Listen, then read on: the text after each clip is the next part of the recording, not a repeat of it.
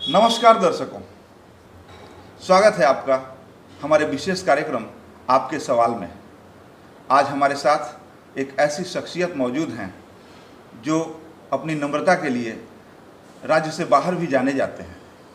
एक बड़ा तबका उन्हें रिसरा का विकास पुरुष कहता है। तो आज हुगली हॉट रिसरा नगर पालिका के प्रशासक विजय सागर मिश्रा से पूछेगा आपके सवाल। तो विजय सागर मिश्रा जी, स्वागत है आपका हमारे कार्यक्रम आपके सवाल में।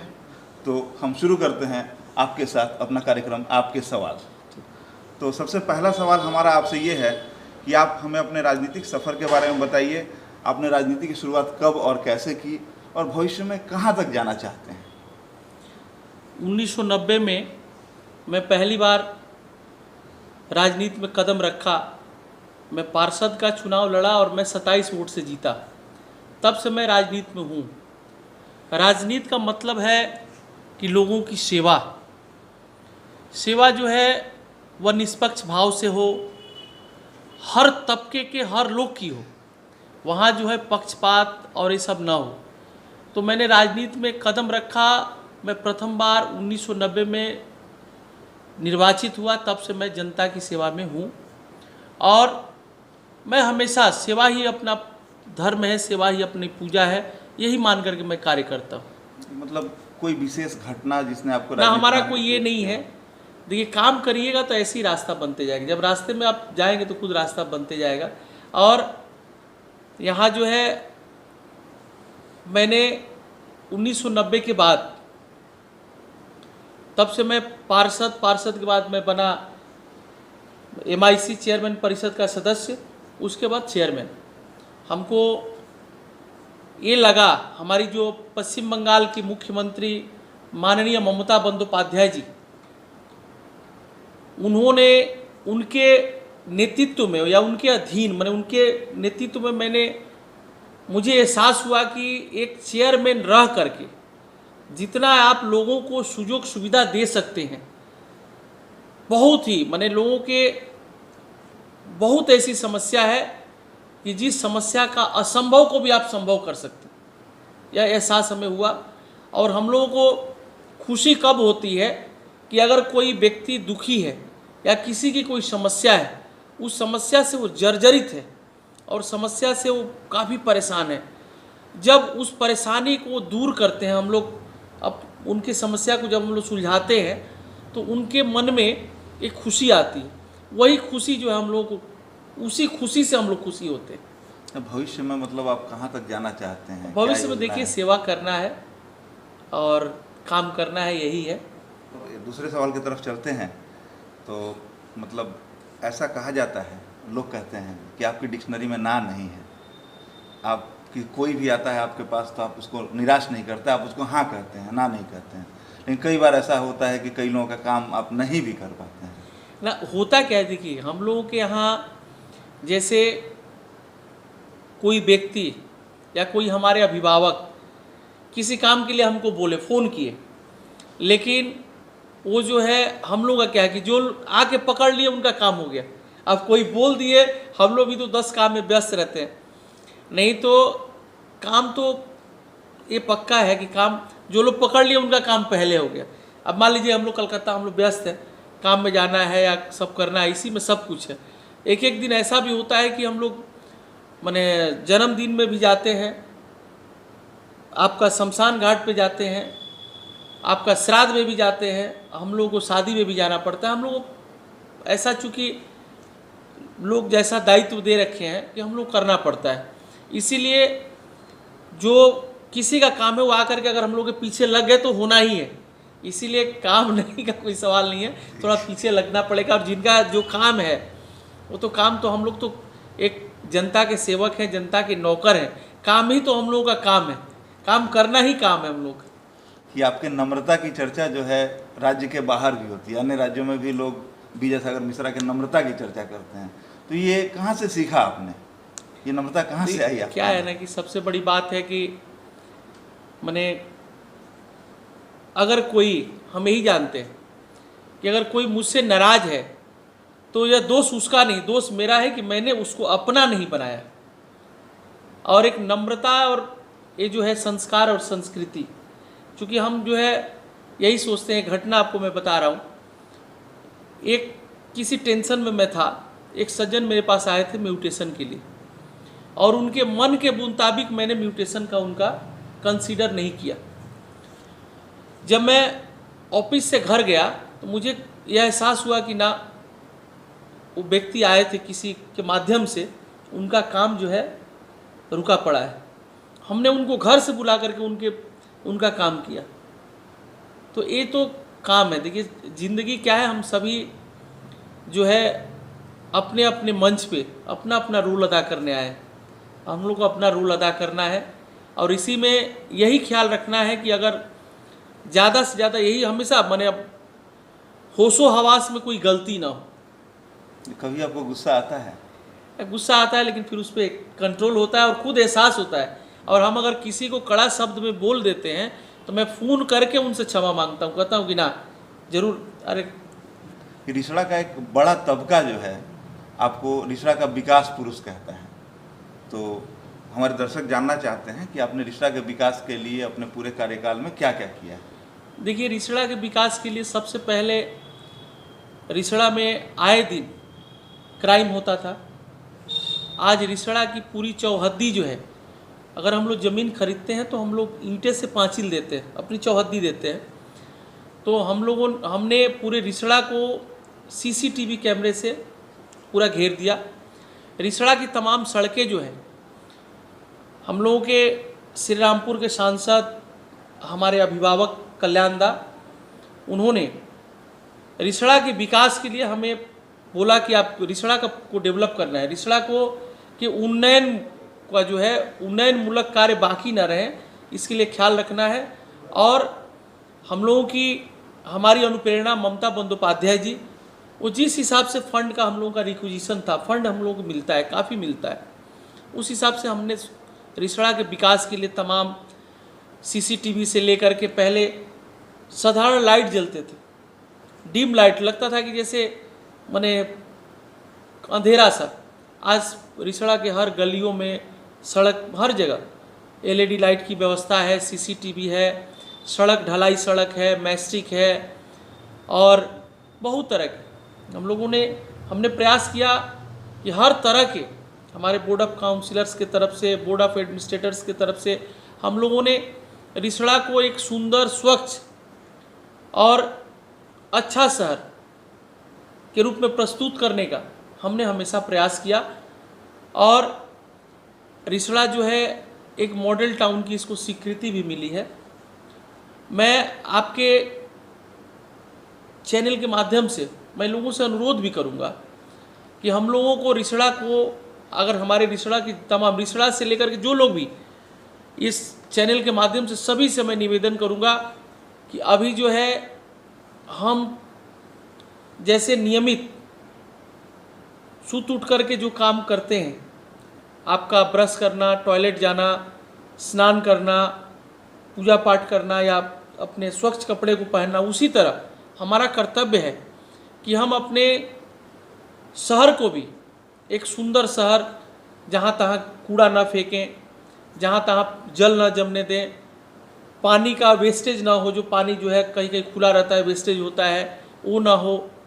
इसके साथ साथ जो अभी महामारी चल रही है पूरे विश्व में, उसे जो है सोशल डिस्टेंस जो है मेंटेन करें, मास्क पहने, सैनिटाइजर का उपयोग करें, और तभी हम लोग इसको हरा सकते हैं। रिसड़ा जो है अभी हम लोग के यहाँ रिसड़ा में एक चिकित्सा की कमी है, वो भी दूर हो जाएगी। अच्छा, रिसड़ा के कई इलाकों में, विशेषकर बांगुर पार्क में, मतलब बरसात के दिन में जल जमाव हो जाता है, तो उनकी समस्या का समाधान कब तक होगा? काफ़ी पुरानी समस्या है। देखिए, रिसड़ा में बांगुर पार्क में जो है आपका स्ट्रॉम वाटर प्रोजेक्ट के तहत अंडरग्राउंड ड्रेन बना है, लेकिन ड्रेन की साफ सफाई की व्यवस्था बहुत जल्दी होगी। हम लोग उसका प्रयास कर रहे हैं, बहुत जल्द उसका, अभी कुछ दिन पहले ही हमारी बात हुई, हम लोगों ने टेंडर भी किया है, और उसको जो है पूरा ड्रेन हम लोग डिसिल्टिंग करवा रहे हैं। ड्रेन डिसिल्टिंग होने से वाटर लॉगिंग की समस्या मिट जाएगी। सेवा सदन बहुत जल्दी। जी, सेवा सदन अस्पताल जो है वो काफ़ी लंबे समय से बंद है और विरोधी जो हैं आरोप लगा रहे हैं कि आपने उसको रोक कर रखा हुआ है, आप नहीं चाहते कि वो चालू हो। तो नहीं, ऐसी बात नहीं। अगर कोई विरोधी या आरोप लगाता है तो मैं उनके घर जा कर के सेवा सदन को खोलने के लिए अगर उनसे मुझे अनुनय विनय करना हो तो मैं ये नहीं समझता कि मैं एडामेंट लेकर के मैं काम नहीं करता हूँ। और मैं जो लोग ये सब आरोप लगा रहे हैं मैं तो खुद उनसे रिक्वेस्ट करता हूँ कि आइए ना, हम लोग सेवा सदन को एक अच्छा इंफ्रास्ट्रक्चर है, अच्छा हॉस्पिटल है, उसको हम लोग चालू करें। वो दिक्कत क्या है कि सेवा सदन में पहले नियम था कि जो चेयरमैन होगा वही जो है सेवा सदन के एडमिनिस्ट्रेटिव कमेटी का अध्यक्ष होगा। 2010 में जब दिलीप बाबू को रिसड़ा की जनता ने चेयरमैन के पद से हटा दिया, बहुमत से हटा दिया, तो उन्होंने एक ऐसा रेजुलेशन पास किया कि व्यक्ति माने वो नहीं, व्यक्तिगत वो एडमिनिस्ट्रेटिव कमेटी का प्रेसिडेंट रहेंगे। मैंने दिलीप बाबू से अनुरोध किया है कई बार, मैं फिर फ़ोन करूंगा, और जो लोग आरोप लगा रहे हैं मैं उनके साथ चलने के लिए तैयार हूँ। अगर कहीं भी किसी भी ऑफिस में किसी व्यक्ति के यहाँ जा करके अनुनय विनय करना हो सेवा सदन को चालू करने के लिए तो मैं तैयार हूँ। सेवा सदन में विगत 1 वर्ष से हम लोग वहाँ इमरजेंसी सर्विस चला रहे हैं।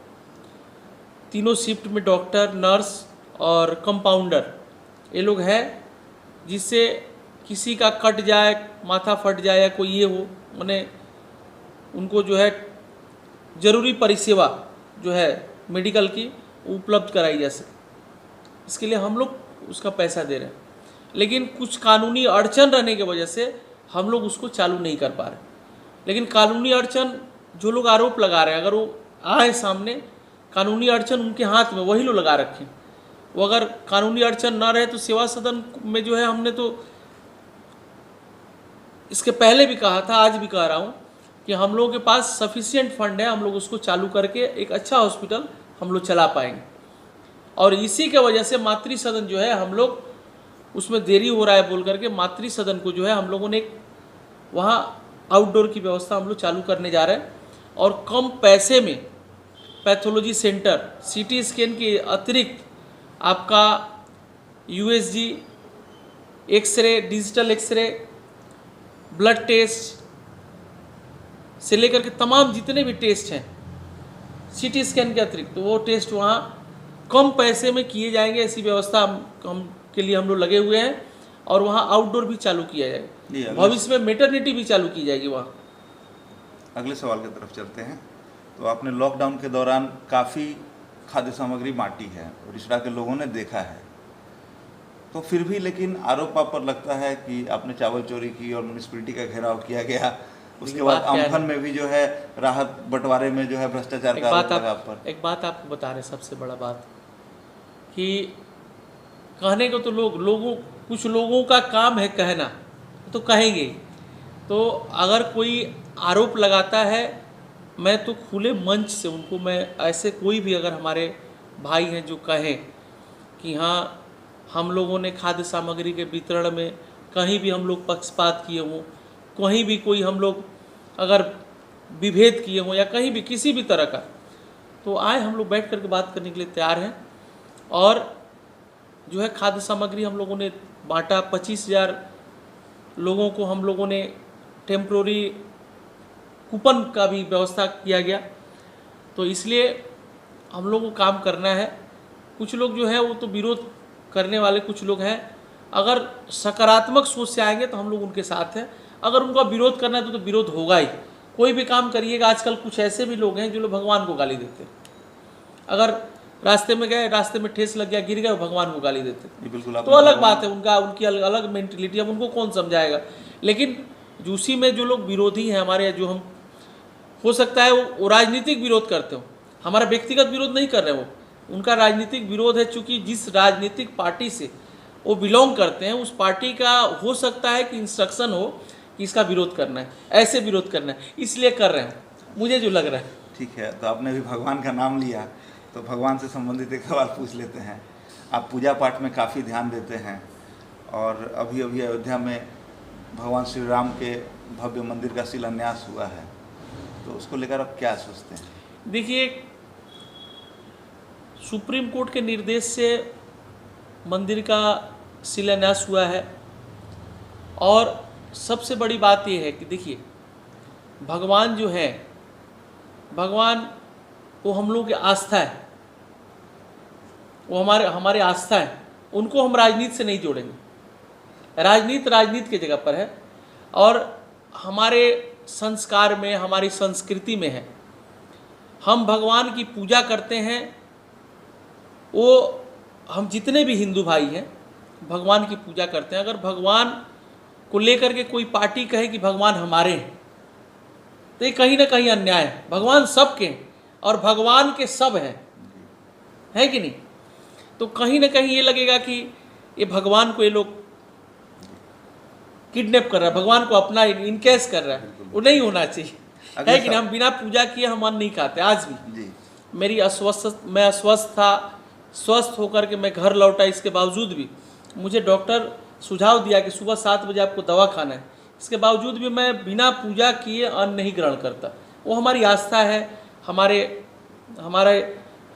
जो पूर्वज हैं वो हमको सिखा के गए और हम ही नहीं, हमारे हिंदू धर्म से बिलोंग करने वाले जितने भी लोग हैं वो भगवान की पूजा करते हैं। आस्था है, वो हमारे संस्कृति में है, संस्कार में है, वो हम लोग करते हैं और उसको राजनीति से जोड़ना ठीक नहीं है। राजनीति की जगह पर है कि नहीं?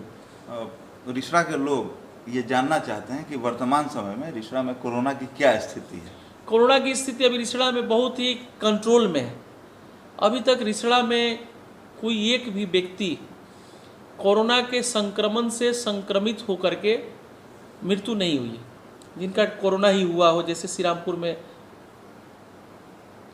की बात मैं नहीं कर सकता, रिसड़ा की मैं बात बोल रहा हूँ कि हमारे यहाँ जैसे किसी का डायलिसिस चल रहा है, उनका कोरोना हुआ, मृत्यु हो गई, तो पहले से वो ये थे। लेकिन डायरेक्ट कोरोना हुआ है, कोरोना से मृत्यु हुई है, ऐसा रिसड़ा में एक भी केस नहीं है। और हम लोग हमारे म्युनिसिपल के तमाम भूतपूर्व पार्षद से लेकर के ward coordinator, board of administrators के सदस्यगण, भूतपूर्व वाइस चेयरमैन, चेयरमैन परिषद के सदस्य, चेयरमैन परिषद के सदस्य, तमाम म्युनिसिपल अधिकारी एवं कर्मचारी सभी लोग सतर्क हैं। हम लोग जो है प्रत्येक वार्ड में कोरोना टेस्ट करवा रहे हैं निःशुल्क। और हमारे म्युनिसिपल की स्वास्थ्य कर्मियाँ जो हैं उनको ट्रेनिंग दिया गया है कि कोरोना के संक्रमण से कोई संक्रमित दिख रहा है, उसका पहचान आप कैसे कर पाइए, उसका जो है क्या क्या सिम्टम उसमें दिखता है, उस हिसाब से उसको क्या क्या, जैसे हम लोगों ने आपातकालीन जो है एक गैस की व्यवस्था की। हम लोग माने आपका ऑक्सीजन पार्लर हम लोग खोले, ऑक्सीजन पार्लर जो ऐसा कई जगह हम लोग खोले। वहाँ जो है हमेशा आदमी रहता है, किसी को मान लीजिए ऑक्सीजन की ज़रूरत है, ऑक्सीजन की सुविधा उपलब्ध करा करके उनको हम लोग एम्बुलेंस से भर्ती की व्यवस्था करते हैं। और रिसड़ा में एक भी ऐसा केस नहीं है कि कोई भी व्यक्ति बोले कि हम लोगों ने मैं कोरोना के संक्रमण से संक्रमित हुआ हूँ या हमारे परिवार का सदस्य हुआ है और उसको जो है म्युनिसिपल के नॉलेज में आया है या स्वास्थ्य विभाग के या, और हम लोगों ने भर्ती का व्यवस्था नहीं किया। निःशुल्क चिकित्सा। मतलब क्या आप रिसड़ा के लोगों को आश्वस्त कर सकते हैं कि आप रिसड़ा के लोग कंट्रोल में है? मैं रिसड़ा के तमाम नागरिक वृंद से, जो हमारे पितृतुल्य हैं, मातृतुल्य माताएं हैं, पितृतुल्य अभिभावक हैं, हमारे बड़े भैया हैं, हमारे भाभी जी हैं, हमारे नवयुवक साथी हैं, हमारी बहनें हैं, सभी से मैं अनुरोध करूंगा कि कोरोना से उतना डरना और घबराने की बात नहीं है। कोरोना जो है जितना संक्रमण उसमें नहीं है, उससे ज़्यादा हम सभी ग्रसित हैं भय से। इसको हम लोग तभी हरा सकते हैं कि हम सरकारी निर्देश को माने। हम लोगों की पश्चिम बंगाल की मुख्यमंत्री माननीय ममता बंदोपाध्याय जी जो निर्देश दी हैं, या केंद्रीय सरकार का जो निर्देश है कोरोना से लेकर के कि सोशल डिस्टेंस को मेंटेन करना है, मास्क का व्यवहार करना है, एसएमएस का युग है, एस का मतलब हो गया सोशल, एम का मतलब हो गया मास्क और फिर एस का मतलब हो गया सैनिटाइजर। हम लोगों को सोशल डिस्टेंस को मेंटेन करना है, मास्क का उपयोग करना है और सैनिटाइजर का भी उपयोग करना है, तभी हम कोरोना को हरा सकते हैं। और कोरोना जो है,